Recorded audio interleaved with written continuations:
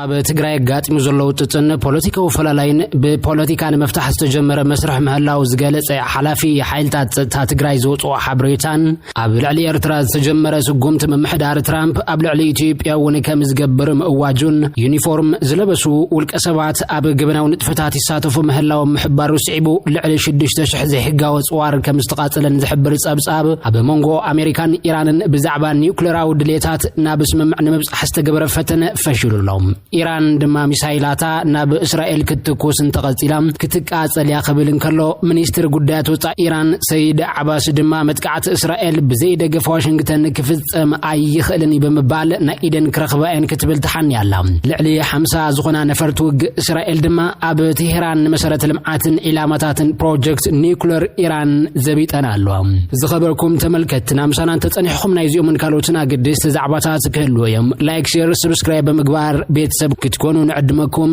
ናብ ዝርዝሮም ኣቢልና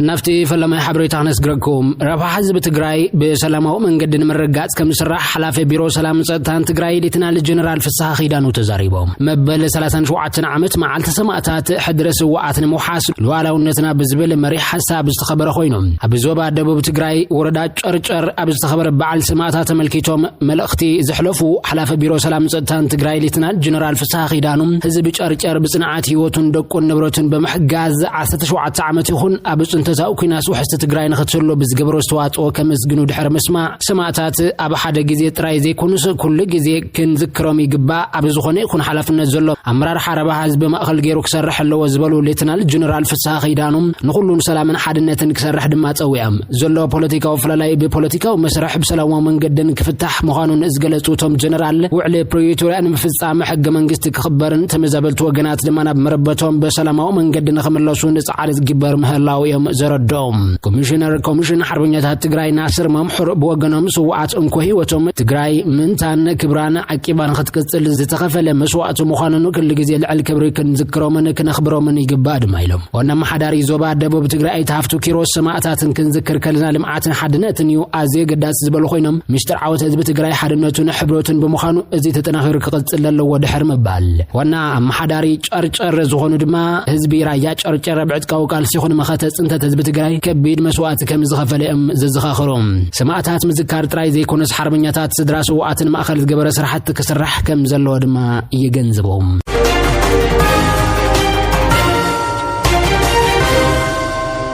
زي كم زين كله مصحفن سنداو فيلمن كفل سراويت أحفروا مع بكتما مقلب كسر حاول تسمعات مريق علام مصحفن سنداو فيلمن كفل سراويت أحفرهم بجنبار دبوب أرمي إسران كلتن كور كلتميتن إسران سلستن كفل سراويت أحفرهم ويدم عيسم يعني تفزتوا مستنكراو سرحيت هززنتوا مخانين جرلان مصحف كفل سراويت أحفرهم بجازت إني أنا جازر وندراسة سجى هاي لمريم نتتعفت كوينام زهاي يسون باسادر وندموا سامنوا أبو تاريخ زبط جراي تتعفوا مصحفتات نمهار اللهم دول نازبل تولن دمايلهم نصحفت دما امسغينهم هغرات افريكا دحر خينات مخيرنا بحد كم زمص ازحبرون باسادر وندم اسامنو اب تግራይ ዘሎ ፖለቲካው ፍላላይ ንምፍታሕን መስዋዕት መናእሰይ ትግራይ ድማ ብሽቱን መብጽሓን መንተ ትግራይ ሓቢርና ክንመክር ኣለና ድማ ይብሉ ደራሲ ጽጋ ኃይለ ማርያም ኣብ ዝተፈላላይ ዓውድ ዘሎ ፍልጠት ትግራይ ብምውዳድ ታሪኽን ጅግንነትን ህዝቢ ትግራይ ክስነድ ከም ዘለውን ሰራዊት ትግራይ ንስነዳ ታሪኽ ሰርሕዎ ዘለው ስነዳ ጽቡቕ ኮይኑ ኩሉ ዓቕሙ ድማ ከበርክትን ኣብቲ እዋን ጻውዒት ቀሪቡ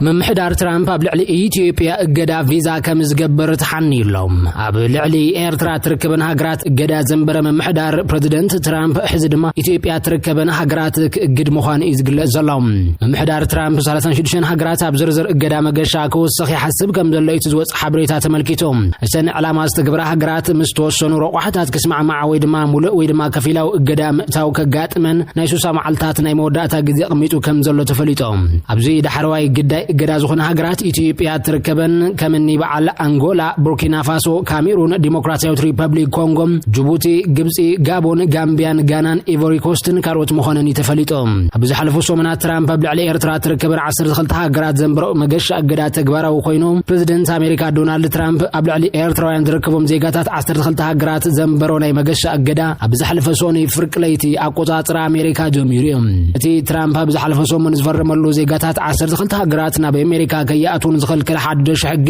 ንብዙሓት ኤርትራውያን እኳ ተሰንበደ መንግስቲ ኤርትራ ግን ክሳብ ሕጂ ብዛዕባት ብልዕሊ ዜጋታቱ ዝተነበረ እገዳ ብወግዕ ዝበሎ ነገር የለን እተን ካልኦት ዜጋታት ናብ አሜሪካ ከያአቱ ተኸልኪለን ዘለዋ ሃገራት አፍጋኒስታን ሚያንማር ቻድ ኮንጎ ብራዛቪል ኢኳቶሪያል ጊኒ ሃይቲ ኢራንን ሊቢያን ሶማሊያን የመንን ሱዳንን ድማየን ዜጋታት ብሩንዲ ኩባ ላኦስ ሴራሊዮን ቶጎን ካልኦትን ድማ ከፊላው እገዳ ተነቢሩልን ኣሎ እቲ ፕሬዝደንት ሓቀኛ ምሕያሻት እንተተራእዩ ከምኡውን ኣብዚ ኣብ መላእ ዓለም ሓድሽ ጸገማ ዝረኣይሉ ዘሎ እዋን ተወሰኽቲ ሃገራት ክውስኻን እቲ ዝርዝር ክኽለስን ከም ዝኽእል ገሊጽ ምንባሩ ይዝከር ትራምፕ ኣብ ልዕሊ ዜጋታት እዘን 12 ሃገራት እገዳ መገሻ ክገብር ምዃኑ ምስ ሓበረ ሃገረ ቻድ ከም ግብረ መልስ ዜጋታት አሜሪካ ናብ ሃገራ ከያኣቱ ክትክልከልን ከላ ሶማሊያ ብወገናነት ዘሎ ናይ ጸጥታ ጸገማት ምስ አሜሪካ ብምዃን ክትሰርሓሉ ምዃና ቃልኣት ያላ ካብዘን እገዳ ዝተነበረለን ሃገራት እተን 7 ሃገራት አፍሪካን ካብዚ ብምብጋስ ሕብረት አፍሪካ ኣብዘውጾ መግለጽ ድማ አሜሪካ ምዝን ሃገራት ሃናጽ ምብሓል ክትክተል ብምጽዋዕ ትራምፕ ኣብ አሜሪካ ወንት ተቃውሞ ጋጢሞሎም ዲሞክራትስ ንውሳነ አሜሪካ ብኽመኾናን አባል ኮንግረስ ፕራሚላ ጃያፓል ኣብ ማሕበራዊ መራኸብታት እዚ ናይ ትራምፕ እገዳም መቐጸልታ ናይ ተብ ቀዳማይ መጀመርያ ስልጣን ብልዕሊ ሃገራት እስላም ዘንብሮ እገዳ ኮይኑ እዚ ከዓ ኣብ ዓለማዊ መድረኽ ከነጽለና ጥራሕ ክትብል መግላጻ ዝዝከር እዩ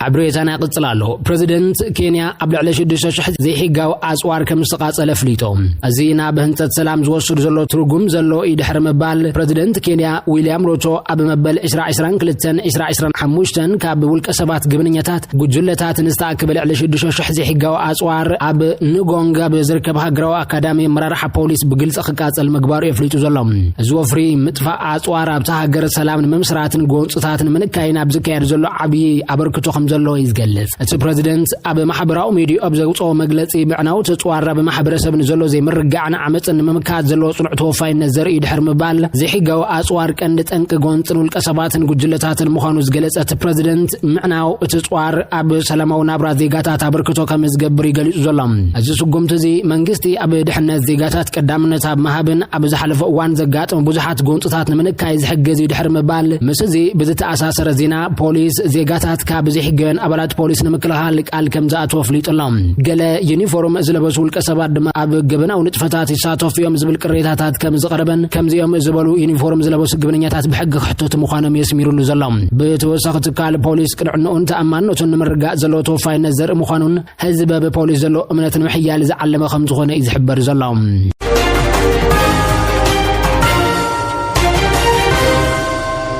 لعلوت حلفتي حبرات هاجراتنا بديمقراطية ريبابليك كونغو بمخاد مستوم برواندا زدقف عطقات إسران سلستن نابت تقوضات إيرو مزلو قبابتات دحنة سلاموين سبات كحلو كم زلو بزملكة تزراريبهم فليتوكيل حبرات هاجرات بنيتو كيتا اتوم عطقات إسران سلستن كلولاو ديمقراطية ريبابليك كونغو بسلامو من قدك فتح ملؤ دليت كم زلو مسقوم دحر مزرابة أقليس عم أبي مبراقاوي الشنخ ديمقراطية ريبابليك كونغو ننوح وان سلح زي مرقا أبي زحل فتري نابز غفاء بركي كم زعرجن عطقات إسران سلستن قوما تركبنا بمراقع وشنخ زركب عبيت كتمات تتهاجر كمستقطات روان نذكرهم لتالي علويتي حلافي حبرات هاجرات بعرب بقوما مستوكلت إسران سلستن دحر من الرخابة تيركب تبق هواه حساب موهب كم زنبرو بعقبتي أجليس عم دحرتي أب قوما من الرخابة أب زوات أنا يتحف مجلسي تركب أكل نايت نربع حزب سلامة وفتحان كدمة أو رح تجمر حبرا وسعر مخاني جلس نتي يركبوا مملكته تدرج حسئلي بنيتو كي نبتاخي استخير اللبوتا بهليكوبتر نقدتن نسان زسني والأوهاتن مسابلات إسران سلستن كموقع عطقات وهدت كونغو ريفر كوفيلو من ناتزاتي إزاريم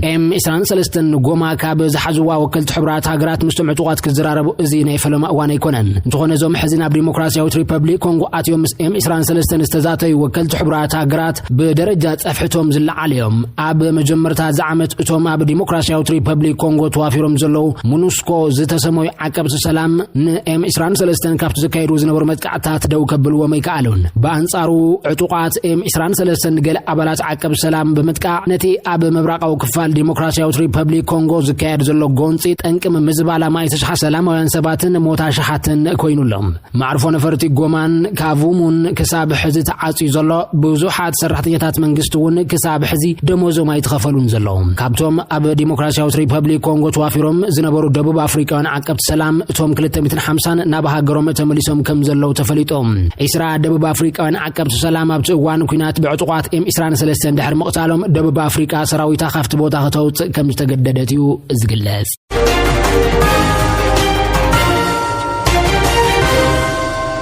ኣብቲ ሳልሳይ መዓልቱ ሒዙ ዘሎ ጎንጽ ኢራንን እስራኤልን ኢራን ናብ ልዕሊ እስራኤል ተፈጽመቶ መጥቃዕቲ ሕነ መፍዳይ ስዒቡ ዝበጽሑ ዕንወታት ዘርኢ ምስልታት ይወጹሎም እስራኤል ኣብዚ ሰሙን ኣብ ልዕሊ ኢራን ዝፈጽመቶ መጥቃዕቲ ኣየር ኢራን ባላስቲክ ሚሳይላት ብምውንጫፍ ምላሽ ክትህብን ከላ ኣብ ሰሜናውን ማእኸላይን ከባቢታት ሃገር ኣብ ልዕሊ ዝርከቡ መንበረ ኣባይትን ጉድኣት ከም ዝወረደ ይግለጽ እስራኤል እውን ኣብ ቴህራን ኣብ ዝርከብ መኽዘን ነዳድ መጥቃዕቲ ፈጺማ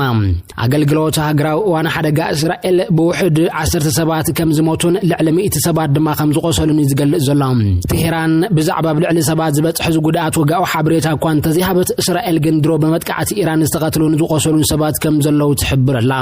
እዚ ምጥፋእ ህይወት መንግስቲ እስራኤል ኣብ ልዕሊ ወታደራውን ቁጥባውን ትሕቲ ቅርጽ ኢራን ዝወስዶ ዘሎ ስጉምቲ ክሕይል ምኽንያት ክኸውን ይኽእል ተባሂሉ ይግመት ሰራዊት ምክልኻል እስራኤል ብኤክስ ኣብ ዘስፈሮ መልእኽቲ ኢራናውያን ካብ ወታደራዊ ትካላት ክርሕቁ ድማ እዩ ኣተሓሳሲቡ ዘሎ ካብ ፋብሪካታት ኣጽዋር ኳነ ካብቲ ከባቢ ዝርከቡ ሰባት ክወጹን ተወሳኺ መግለጽ ክሳብ ዝወሃብ ንኸይምለሱን ነተሓሳስብ ድማ ይብል ኣብዞም ትካላት ምርካብ ህይወትኩም ኣብ ሓደጋ ዘውድቕ ይብል እቲ መግለጺ ሎሚ ንግሆ ማዕኸናት ዜና መንግስቲ ኢራን እታ ሃገር ኣብ እስራኤል ዝፈጽመቶ መጥቃዕቲ ክጽብጽባን ከልዋ እስራኤል ኣብ ኢራን ዝፈጽመቶ መጥቃዕቲ ውሑድ ሽፋን ክህባ ተራእየን ሚኒስትር ጉዳያት ወጻኢ ኢራን ሰይድ ዓባስ ኣራግቺ ድማ እስራኤል ኣብ ልዕሊ ኒውክሌራዊ ትካላት ኢራን ኣብ ዘካየደቶ መጥቃዕቲ ኣሜሪካ መሳርኽቲ ብምባል ኣሜሪካን ባዕላ ሓላፍነት ክትወስድ ኣለዋ ክብል ይኹንን ኣሜሪካ ንመጥቃዕቲ እስራኤል ክትኩንን ክጽውዕን ከሎ ነዚ ድማ ንእስራኤል ፍቃድ እንተዘይትህባን ደገፍ እንተዘይትገብረላን እቲ መጥቃዕቲ ፈጺሙ ኣይምተፈጸመን ድማ ይብል ኣሜሪካን ኢራንን ኒውክሌራዊ ዝርብ ክገብራ ተባሂሉ እኳ እንተነበረ ይኹን ግን ሃንደበት ከም ዝተሰረዘ እዩ ዝሕበር ዘሎ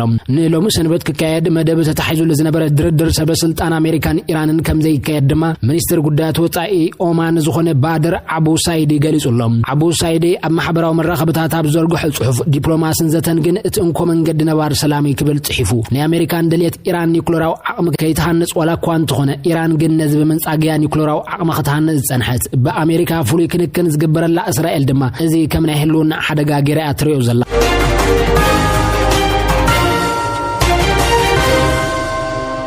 ኣብዚ ሕዚ ሰዓት ኣብ መንጎ እታ ኣሜሪካ ከም ውላዳት ከናኸና እስራኤልን ዓረባዊት ሃገር ኢራንን ተጀሚሩ ዘሎ ከቢድ ውግእ እናቐጽለ እንትኸውን ኣብዚ ውግእ ድማ ድሌትን ተሳትፎን ኣሜሪካን ዝተሓወሶ ከም ዝኾነ ይዝረብ በቲ ውግእ ብኽልቲአን ሃገራት ዝሞቱን ዝቆሰሉን ሲቪላት ዜጋታት ከም ዘለው እውን ይዝእመን መጥቃዕቲ ሚሳይል ኢራን ሰባት ቀቲሉ እስራኤል ድማ ንኢራናውያን ተጠንቅቐላ መጥቃዕቲ ኢራን ኣብ ሓደ መንበር ሓደ ከባቢ መውቅዑ ኩምራ ፍርስራስ ዘርኢ እውን ኣብ ማሕበራዊ ሚድያ ተዘርጊሖም ኣብቲ ሳልሳይ መዓልቲ ሒዙ ዘሎ ጎንጽ ኢራንን እስራኤልን ኢራን ናብ ልዕሊ ፈጽመቶ መጥቃዕቲ ሕነ መፍዳይ ስዒቡ ዝበዝሑ ዕንወታት ዘርኢ ምስልታት እውን ይወጹሎም ኣብ መንጎ ኣሜሪካን ኢራንን ኣብ ዙርያ ኒውክሌራዊ ፕሮግራም ቴህራን ክግበር ዝኽእል ዝርብ ክብጻሕ ዝኽእል ስምምዕነት ዝምልከት ሻድሻይ ዙርያ ዝርብ ሎም ክካየድ እዩ ተሓሲቡ ነይሩ ኣብ ክንዶኡ ንሳልሳይ ለይቲ እስራኤል ኣብ ውሽጢ ኢራን መጥቃዕቲ ክትፍጽም ከላ ቴህራን ድማ ክልተ ባላስቲክ ሚሳይላት ናብ እስራኤል ክትውንጭፍ ተራእያ ቅድሚ 3 መዓልታት ኣብ መንጎ ኣሜሪካን ኢራን ብዛዕባ ኒውክሌራዊ ድሌታት ናብ ስምምዕ ንምብጻሕ ዝሕግዝ ተኽእሎ ከም ዝነበረ ይዝከር ሚኒስትር ምክልኻል እስራኤል ካትዝ